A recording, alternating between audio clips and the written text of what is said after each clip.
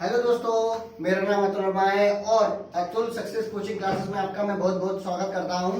और जैसा कि मैं आपको भी लास्ट क्लास में बता चुका था कि हमें जो पॉलिटी है वो किस तरीके से पॉलिटी एंड कॉन्स्टिट्यूशन को पढ़ना है 40 से 50 दिन के अंदर, वो भी यूपीएससी और एमपीपीएससी और ना जाने कितने प्रीलिम्स एग्जाम के लिए के पॉइंट ऑफ व्यू से मैं आपको यहाँ पर पढ़ाने जा रहा हूँ। और एक मैं ये चाहता हूँ कि आप अपनी एक रूपरेखा बनाएं, एक धारणा बनाएं, एक माइंड सेटअप बनाएं जिसके तहत आप पढ़ें चीजों को। क्योंकि क्या है कि है ना, जो अपना बड़ा गोल होता है ना, उसको है ना छोटे छोटे गोल में टारगेट सेट करके अचीव करना चाहिए।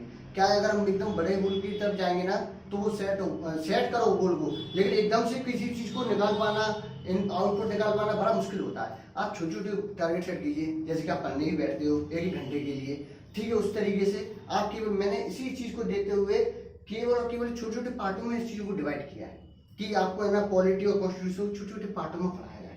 इसलिए मैंने केवल और केवल एक छोटी सी टर्मिनोलॉजी जो होती है ना, क्या है कि ना हम पढ़ने तो बहुत कुछ जाते हैं लेकिन हमें छोटी छोटी टर्मिनोलॉजी नहीं पता होती। जैसे कि पार्लियामेंट क्या है, राष्ट्रपति क्या है, राज्यसभा क्या है, विधानसभा क्या है, सरकार क्या है, सरकार के अंतर्गत किस किस तरीके से सरकार को विभाजित किया जाता है, जैसे राज्य सरकार, केंद्र सरकार, ये नहीं लोगों को पता होता है। अब लोग क्या करते हैं, स्टूडेंट्स की छोटी छोटी चीजें तो पता नहीं रहती उनको, बड़ी बड़ी चीजें याद कर लेते। अरे जब अपना बेस ही मजबूत नहीं होगा तो बड़ी चीज करने का क्या फायदा।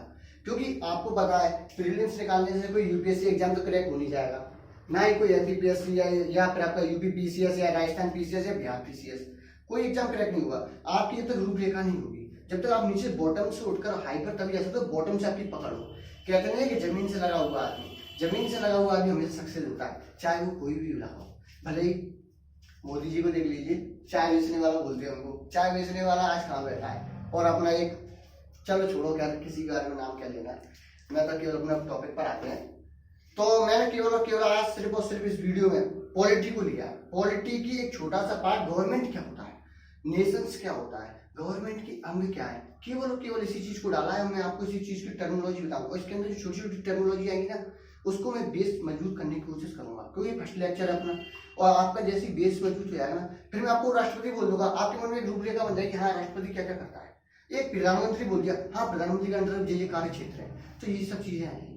तो ये टर्मिनोलॉजी में आपको एक छोटी टर्मिनोलॉजी बताऊँ ना, उसको लिख लेना। क्योंकि मैंने क्या यहाँ पर टॉपिक वाइज टेक्चुअल लिख दिया है, लेकिन मैं चाहता हूँ कि आप पेन और पेपर लेकर बैठें। क्योंकि है ना, अब जब तक आप लिखेंगे नहीं ना, राइट डाउन करें, क्या है कि आप अपने नोट्स से राइट डाउन करते हैं ना, तो वो चीज़ें आपको ज़्यादा बेनिफिशियल होती है बजाय किसी बुक्स के, बजाय किसी ऑनलाइन चीज़ के। क्या है कि जब तक लिखा हुआ हम जब तक उसको रिकॉल नहीं करते हैं, भले मैं ऑनलाइन पढ़ा रहा हूँ अच्छी बात है, आप इसको लिख लीजिए। आप इसको लिखकर एक बार अपने नोट्स खुद पढ़ेंगे ना, मैं सही बता रहा हूँ, आप जो 40 मिनट की वीडियो देखते हो ना, उसको मात्र मात्र आप केवल 5 या 7 मिनट के अंदर रिवीजन कर देंगे। बस आपने वो चीज़ सुनी हो, केवल और केवल अच्छे से सुनी हो, आप बिल्कुल डिस्टर्ब नहीं होना चाहिए, आपका माइंड केवल एक ही जगह फोकस होना चाहिए। चलिए, मुझे लगता है कि आपका समय काफ़ी जाएगा, तो मैं आप स्टार्ट करता हूँ आज अभी। और सबसे पहले मैं आपको ये बताना चाहूँगा कि सरकार क्या होती है, गवर्नमेंट क्या है। एक्चुअली में गवर्नमेंट एक जनता के द्वारा प्रतिनिधित्व कुछ लोगों का किया जाता है, उन कुछ लोगों के द्वारा एक सभा आयोजित होती है, उसके द्वारा बनाई हुई चीज को अपन सरकार कहते हैं। सरकार क्या है, सरकार जनता के लोगों के लिए काम करने वाले कुछ चुने हुए प्रतिनिधि का एक समूह बोल सकती हो। दूसरी बात, गवर्नमेंट, अब गवर्नमेंट तो बन गई, चलो भैया, अब लेकिन गवर्नमेंट काम कैसे करती है, गवर्नमेंट के अंदर में कौन कौन है। तो गवर्नमेंट में 3 लोग होते हैं, 3 है, जैसे अपने भारत लेवल पे देखा है। एक यूनियन गवर्नमेंट जिसको बोलते हैं संघ सरकार, स्टेट गवर्नमेंट जिसको बोलते हैं राज्य सरकार, लोकल गवर्नमेंट जिसको बोलते हैं स्थानीय सरकार। यूनियन गवर्नमेंट क्या होती है, संघ सरकार, इसको बोलते हैं अपन सेंट्रल गवर्नमेंट। सेंट्रल गवर्नमेंट जिसका अपना दिल्ली से अपना संचालित होती है, जैसे कि पार्लियामेंट में सांसद बैठते हैं, राज्यसभा के अंदर भी सांसद बैठते हैं, कुछ लोग राष्ट्रपति के द्वारा मनोनीत होते हैं, कुछ लोग अलग अलग एंग्लो इंडियंस चुने जाते हैं। तो ये सब चीजें एक पार्लियामेंट के अंदर बैठे हुए होते हैं। तो ये सब क्या है, कानून बनाते हैं, कानून जो जनता के द्वारा लाए थे। तो ये सेंट्रल मिनिस्टर होते हैं। सेंट्रल मिनिस्टर मतलब अगर देश में किसी भी चीज का कानून बनाना होगा तो इनके तहत होगा। ये एक उच्च आयुक्त बोल सकते हैं उनको, क्योंकि है ना, जो संघ सरकार है देश के लिए काम कर रही है, और देश किससे मिलकर बना हुआ है, राज्यों से मिलकर बना हुआ है। लेकिन राज्यों के लिए अलग सरकार रखी है, राज्य सरकार है। अब राज्य किससे मिलकर बना हुआ है? राज्य जिलों से मिलकर बना हुआ है, कुछ नगरों से मिलकर बना हुआ है, कुछ तहसीलों से मिलकर बना हुआ है, कुछ ब्लॉक से मिलकर बना हुआ है। तो इसके लिए एक स्थानीय सरकार भी काम कर सकती है, क्योंकि ऐसा तो नहीं है कि दिल्ली में बैठा हुआ व्यक्ति और अपने है ना छोटे से किसी सिटी में मुरादाबाद, गाजियाबाद, ग्वालियर, अलीगढ़, दिल्ली किसी भी जगह की सरकार को चला सकता है। ऐसा तो पॉसिबल नहीं है। तो क्या किया कि हायरार्की बनाई, जिससे छोटी छोटी चीजों को पार्ट डिवाइड किया जाए, क्या कि लोगों नीचे तक जुड़े हो। मतलब अगर पता चला कि किसी के घर में लाइट चली गई तो क्या वो उसको फोन लगाएगा दिल्ली में बैठे हुए उसको सांसद को कि सर हमारे लाइट चली गई, लाइट से करवाई? नहीं, ये किसके अंडर में आएगा? ये स्थानीय सरकार के अंडर में आएगा। अब राज्य सरकार क्या करती है? राज्य सरकार के अंडर अब सबसे पहले आपको बताता हूँ संघ सरकार। संघ सरकार के अंदर कौन कौन काम करते हैं लिख लीजिए आप इसको। हर चीज आपको है ना नोट डाउन करना जरूरी है। मैं आपको छोटा समय दूंगा या आप उसको स्क्रीनशॉट ले लीजिए, कोई दिक्कत नहीं है, क्योंकि मैं तो यूट्यूब पे पढ़ा रहा हूँ। ऐसा तो कुछ नहीं है रिस्ट्रिक्शंस हो कि स्क्रीनशॉट नहीं आएगा, आप स्क्रीनशॉट ले लीजिए। यूनियन गवर्नमेंट, संघ सरकार, राष्ट्रपति आएगा उसके अंदर, प्रधानमंत्री आएगा, पार्लियामेंट के सांसद भवन के लोग आएंगे, सेंट्रल मिनिस्टर आएंगे, केंद्रीय मंत्री, कैबिनेट मंत्री जिसको बोलते हैं अपन, ये सारे लोग इन सब चीजों के अंडर काम करते हैं। क्योंकि यूनियन गवर्नमेंट जो होती है ना वो देश का प्रतिनिधित्व करती है कि किस देश में किस सरकार चल रही है। ये है ना एक देश के लिए मतलब प्रेसिडेंट है। अगर किसी बाहर विदेशी राष्ट्रपति का एक्चुअली काम क्या है? राष्ट्रपति कुछ है ना चुने हुए लोग, मतलब कुछ उसकी चुनाव प्रणाली बहुत बड़ी है, वो मैं आपको अगले नेक्स्ट लेक्चर में बताऊंगा। लेकिन राष्ट्रपति क्या करता है? देश का जैसे भी किसी भी विदेश में अपने को संधि करनी है या कोई है ना पॉलिसी है या किसी संगठन है उसको अपने को लाना है कि नहीं लाना है। प्रधानमंत्री अगर कोई देश से जैसे अमेरिका से अगर इस चीज के लिए आवागमन के लिए कोई ट्रेड कर रहा है या कुछ है ना अपन किसी से उधार पैसे ले रहे हैं या किसी देश की हेल्प कर रहे हैं, तो ये सब काम प्रधानमंत्री का ही है। प्रधानमंत्री पूरा बायोडाटा बनाएगा, सब कुछ बना के तैयार कर लेगा, लेकिन उसमें आखिरी सिग्नेचर जो होंगे ना वो प्रेसिडेंट के होंगे। प्रेसिडेंट के बिना प्रधानमंत्री कुछ नहीं कर सकता।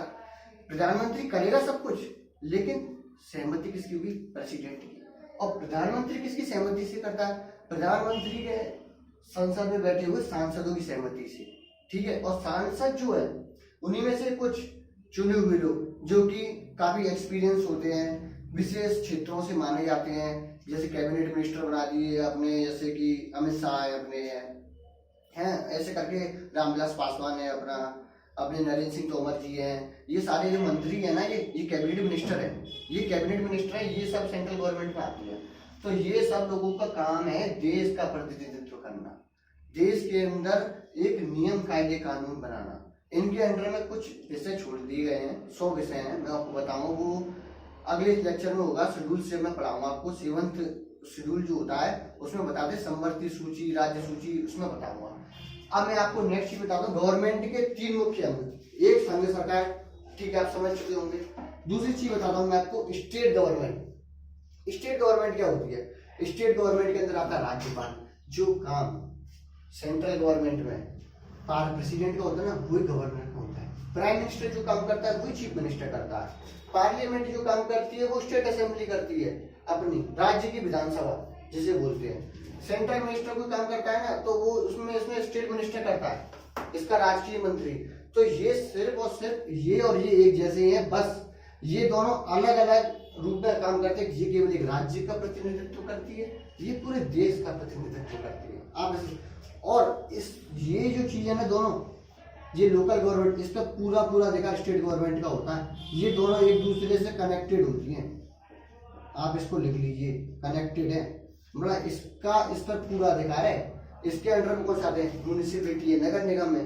कई जगह पर है ना अमेरिका जैसे अपना ये नगर निगम, ये जो व्यवस्था है ना ये राज्य सरकार अपने अपनी तरीके से तय करती है। जैसे दिल्ली में अलग तरीके से तय किया राज्य सरकार ने, मध्य प्रदेश में कुछ पार्षद हैं, उसके है ना महापौर हैं, तो वो एक अलग अलग तरीके से, यूपी में अलग है, तो वो अपने अपने तरीके से प्रशासन चलाती है राज्य सरकार। जैसे महाराष्ट्र में अलग चला रहे हैं, तो ये सब हो गया।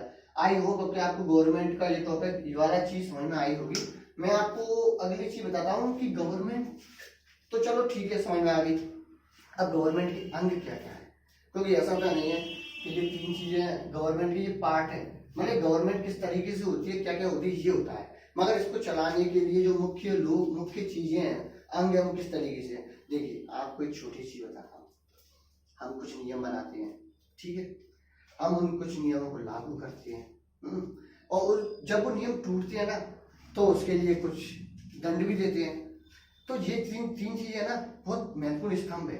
ठीक उसी तरीके से पार्ट गवर्नमेंट के एग्जीक्यूटिव का मुख्य काम क्या है, वर्क क्या है, इम्प्लीमेंट ऑफ लॉ। ये किसके द्वारा होता है, ये होता है राष्ट्रपति के द्वारा। कानूनों को लागू करना मिनिस्टर्स के द्वारा, सेंट्रल मिनिस्टर्स के द्वारा।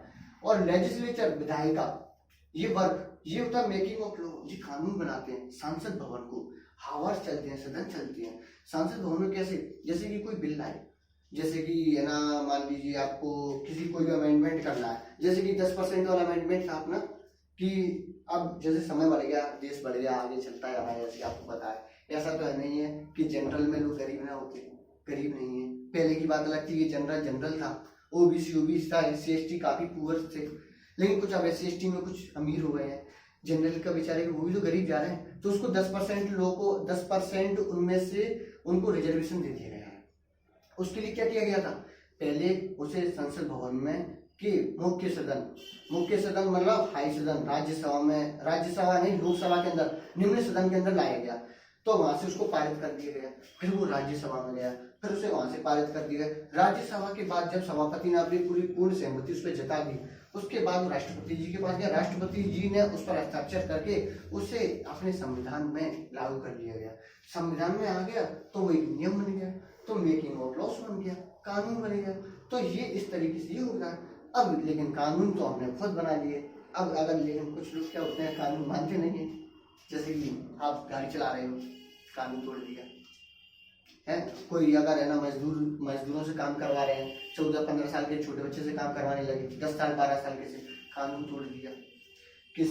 कोई लड़की जा रही है, उसके साथ में कुछ अश्लील हरकतें कर दी, कानून तोड़ दिया। अब इन सब कानूनों को इम्प्लीमेंट कौन करेगा, किसकी जिम्मेदारी है, सरकार की जिम्मेदारी। सरकार की जिम्मेदारी क्यों, क्योंकि हमने उसको चुना है, हमारे द्वारा चुनी हुई सरकार है, तो उसके लिए जुडिशरी बनाएगी, न्यायपालिका। उसका काम क्या है, एग्जामिनेशंस ऑफ लॉस, कानूनों की जांच करना कि कानून का पालन सही से हो रहा है कि नहीं हो रहा। अगर नहीं हो रहा है तो उसको दंड दिया जाए। उसके लिए कोर्ट है, हाई कोर्ट है, सुप्रीम कोर्ट है, लोअर कोर्ट है, डिस्ट्रिक्ट कोर्ट है, ना जाने कितने कितने कुटुंब न्यायालय है, कितने कोर्ट बनाए गए हैं। एक छोटा सा अगर कोई रेप का केस आता है तो है ना किसी छोटे से निम्न सदन की कानून बना दिया, लोअर कोर्ट में कर दिया था। अगर वो वहां पर सॉल्व नहीं होता है तो उसे हाई कोर्ट में लाया जाता है। हाई कोर्ट में अगर सॉल्व नहीं होता है, सुप्रीम कोर्ट में उसकी याचिका लगती है। सुप्रीम कोर्ट के अंदर फिर एक आखिरी निर्णय होता है। अगर वो निर्णय एक कुछ लोगों के द्वारा दिया जाता है और वो निर्णय फाइनल होता है, उसको कोई नहीं बदल सकता। और हमारे तो एविडेंस पे चलता है वैसे भी कानून, और कानून बताते हैं अंधा है, लेकिन ऐसा नहीं है, कानून है, भारत के अंदर कानून है और कानून व्यवस्था चल रही है। चलिए, आई होप कि आपको ये गवर्नमेंट चीज समझ में आई होगी। मैं लेकिन आपको एक छोटी सी चीज बता दूं, लोगों को ये नहीं पता होता कि नेशंस है क्या, नेशंस किन किन चीजों से मिलकर बना है, राष्ट्र क्या है। राष्ट्र अगर है तो राष्ट्र की होने के लिए आवश्यकता क्या क्या है, ये तो चीज आपको पता होनी चाहिए, छोटी छोटी टर्मिनोलॉजी।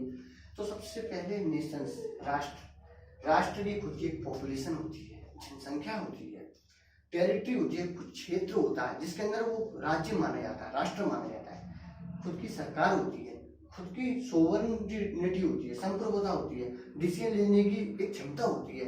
वो नेशंस कौन कौन है, इंडिया है, अमेरिका है, नेपाल है, इनकी खुद की एक सोवरेनिटी है, ये खुद की संप्रभुता है। और जिसके पास संप्रभुता नहीं है वो नेशंस ही नहीं। अगर इन 4 स्तंभों में से कोई भी एक चीज अगर गायब होती है तो वो नेशंस नहीं कहलाता। जैसे तिब्बत, पॉपुलेशन है उसकी, टेरिटरी भी है, गवर्नमेंट भी है, पर उसकी खुद की सोवरेनिटी नहीं है, संप्रभुता नहीं है। मतलब वो अगर कोई भी काम करेगा ना तो आगे में चाइना का मना कर देगा तो ठीक है, तो नहीं, तिब्बत को कुछ नहीं कर सकते उसमें। तो ये क्या है ना, इसलिए इसको नेशंस नहीं माना गया, तिब्बत नेशंस नहीं है। ये कारण है कि आप जैसे आपका करंट चल रहा है, अभी करंट में बता रहे हैं कि तिब्बत वाले पहुंच रहे हैं यूएनओ में और उनको चाइना से अलग कर दिया जाए, जिससे कि उनको भी वो एक चलो एक अलग मामला, अंतर्राष्ट्रीय मामला है वो। तो करंट भी आपको पढ़ते रहना चाहिए, क्योंकि करंट अफेयर्स जब तक क्लियर नहीं होगा आप चीज़ों को रिलेट करना नहीं सीखोगे। तो ये रिलेट कैसे करोगे ना तो ज़्यादा बेनिफिशियल होगा। आई होप आपको ये सब सारा टॉपिक समझ में आया होगा। और मैं ये चाहता हूँ कि मैंने आपको ये जो चीज़ पढ़ाई है इसको आप वो कर लें, और सबसे पहले एक छोटा सा स्क्रीनशॉट ले लें सभी उसका, फिर इसको आप छोटा सा राइट डाउन करें और ये टॉपिक यहीं पे खत्म करता हूँ मैं, और आई होप कि आपको अच्छा लगा होगा और आपने इस लाइव को सब्सक्राइब करें। Thank you.